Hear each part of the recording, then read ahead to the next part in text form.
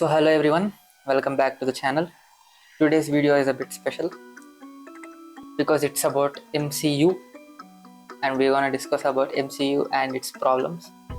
Let me ask you something before we start the video. What's the biggest spectacle or the biggest thing you ever felt while watching an MCU film? Which was the biggest experience? Which was the biggest MCU experience for you? I know most of you would answer it's Endgame, which is true. But have you ever thought why Endgame was so special? What was so special about a movie? It could just be another Marvel movie, but it was special. It was not just another Marvel movie. Endgame was special because Marvel started slow, but it was building towards something big. It was the conclusion of a huge journey. It was the conclusion of the whole Infinity Saga, a collection of movies that even though had their own plot, even though they had their own story, they somehow connected to this greater cinematic universe called the MCU. And there are not many universes that are pretty successful. Look at Sony universe. For a fact, the Sony universe is almost dead now. They couldn't keep it up, and which makes you wonder even more that MCU was able to not only able to sustain a cinematic universe, it was also able to deliver huge spectacles, and it was able to hook the audiences up for more than a decade, which is not a simple task, to be honest. So let's start from where it all started. Let's go back to 2008. It's when this movie came out.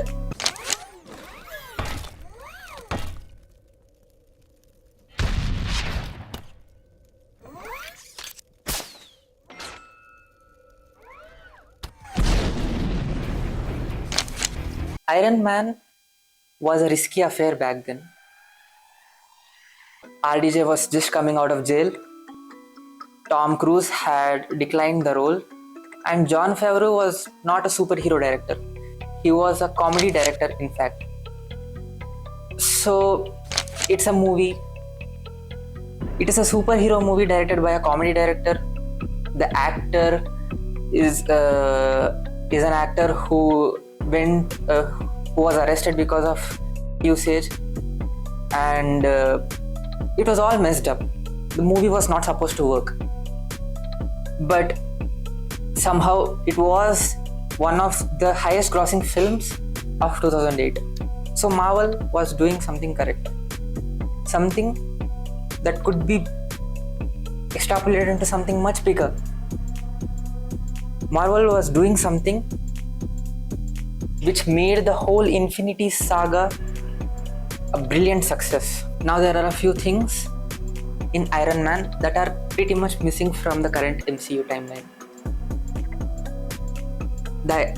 The very first movie, Iron Man, while being a superhero origin story, was more about an egoistic billionaire playboy called Tony Stark. This one thing made sure people who didn't even care about superhero movies now could watch this movie just for the film it was, because it is just another story about a billionaire who loses his path, who does not care about anyone, but he eventually turns into someone good, someone caring, someone who takes responsibility. Now, it also sets up the character of Tony Stark pretty slowly. It takes a slow approach. You would notice whenever Tony appears on screen or Tony says something, the camera is almost still. It's more of a drama than a superhero spectacle, which allowed this film to expand into something much bigger. So all of these things and a few other things made this film a massive box office success, and it successfully started off the MCU. Now, following the success of Iron Man, Marvel did not stop. It branched out into something bigger. It started introducing some other characters like Thor, Black Widow, Captain America, and the Hulk, which all of these characters now could come into a single movie like the Avengers, and it would make up for even a bigger threat. Now, there are a few things that pre-Endgame Marvel used to do better than the current Marvel, no doubt. It was more grounded. It was taking risks, and the characters felt organic.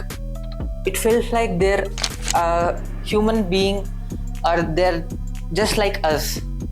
It felt like their stories are written from a human perspective more than the superhero perspective. Now, this is a very important thing. Audience does not connect to some out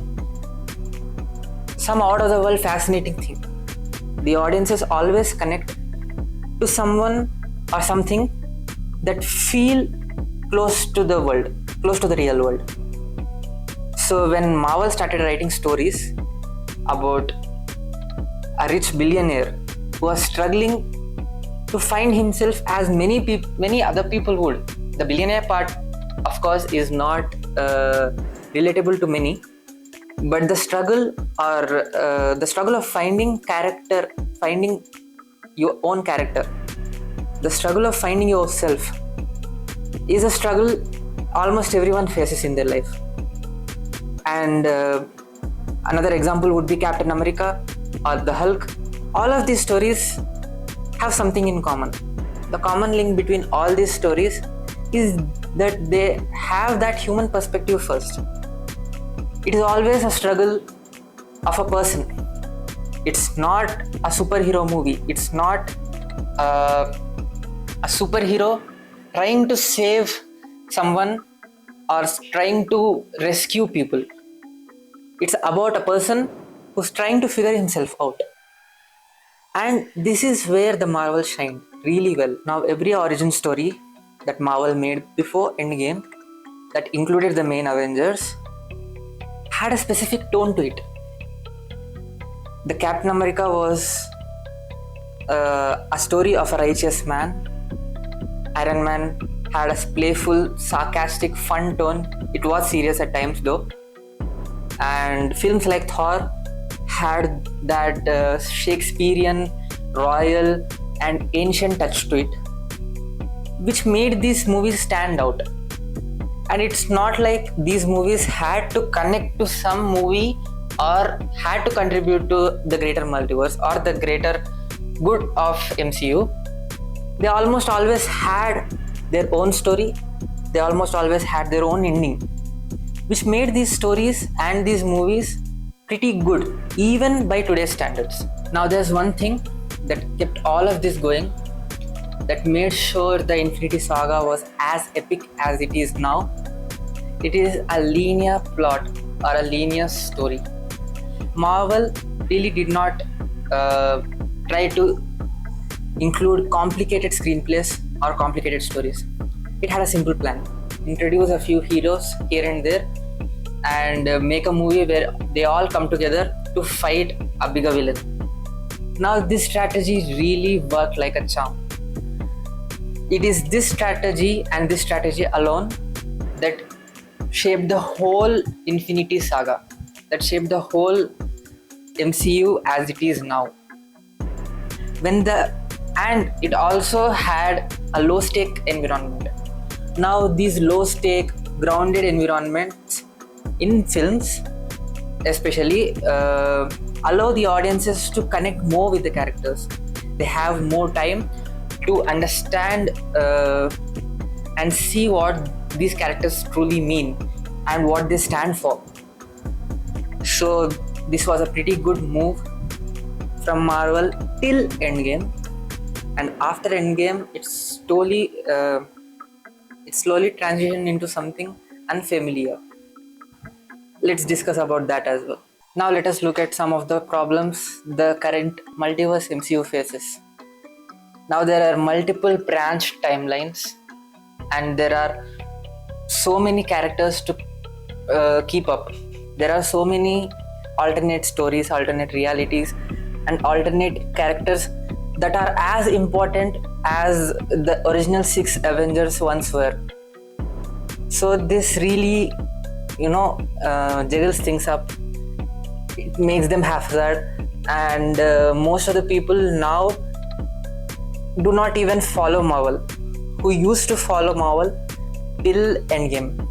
Most of them left, or most of them stopped following Marvel because it became a little too complicated. Now, this multiverse and all these things do seem fascinating, but it is not at all good for a story focused or a character focused approach. Marvel started leaning towards the spectacle and the superhero thing more than it used to do in the earlier days. Now it is all about which movie has the biggest stakes, which movie introduces some undefeatable villain, which anyway would be defeated by the end, which movie shows something different. It was never like this. Marvel's core philosophy always was to introduce a few unlimited characters, but keep those characters as important as possible, which is not a case anymore.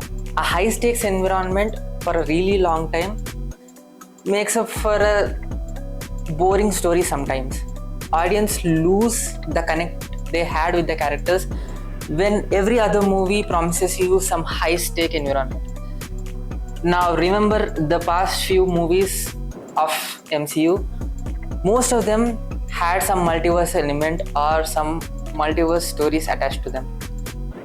There are very few grounded Marvel stories that came up after Endgame. Most of the stories were trying to connect to the greater MCU or to the multiversal saga, as they call it. Now this somehow made the audiences to lose interest in MCU, and Marvel definitely failed to build a team as memorable as the Avengers were. It tried to do, and it tried to build teams with the Thunderbolts and Fantastic Four, but I don't think they worked as they had imagined. All of these other teams are, I would say, are pretty boring. I would have loved if they would have introduced one or two members of Fantastic Four first, or they could have gone for the backstory of Fantastic Four. Introducing a team of people at once is not a good strategy. Remember, we loved Avengers because Captain America came out first, Thor came out first, Iron Man came out first. All these individual movies had set up these characters, and when we saw them together in a single film, we really felt good. We thought that this is fascinating, and this is a very good way to bring different set of stories for a greater good or to defeat a greater evil. The big bad of current MCU was never supposed to be Doctor Doom. It was supposed to be Kang. But the whole Jonathan Majors fiasco was pretty unexpected even for Marvel. Marvel tried to keep up and tried to keep its whole universe going, and it suddenly shifted paths from the Kang dynasty to the Doomsday. And that is why the Doomsday feels rushed. We do not know who Doom is or what he can do. We've only seen the trailers where Dr. Doom stops Thor with his 2 fingers.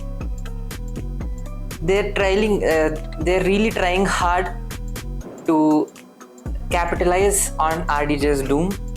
They're also trying to capitalize on Captain America, Thor, and they will try to capitalize on Hulk in Secret Wars mostly. So all that Marvel is doing now is to somehow sum all of this multiverse saga, which was supposed to end with Kang, they're trying their best to end this with doom, which according to me is a pretty bad plan, but they have no other choice. They had to end this saga, to start fresh, to start with a new template, to start with a soft reboot, and soft reboot is the only option I feel. Otherwise, the stories are scrambled. There are so many characters. Now, let us talk about the fixes. What Marvel can do to fix all of this and deliver us something as good as Infinity Saga or even better. Now, it can do quite a few things, and it is already planning to do these things. It is going for a soft reboot, which is pretty good, which is the only way to get out of all of these tiny obstacles it has got now. So the Marvel is planning to do a soft reboot after Secret Wars, which will fix most of the MCU if they plan the next phase correctly. They'll have to introduce a new villain within the next 3 films that come out after Secret Wars. Otherwise, we'll be dealing with another Doom where we do not know who the villain is or what he can do, which is pretty bad for a universe. Now it has to go back to square one and start focusing on more grounded stories, more Earth related stories. I do not want MCU to always be about the multiverse, a big villain causing havoc. It was never this. I still crave for simple Marvel stories that have some meaning to them, that have some meaningful message in them. This has almost disappeared from the MCU.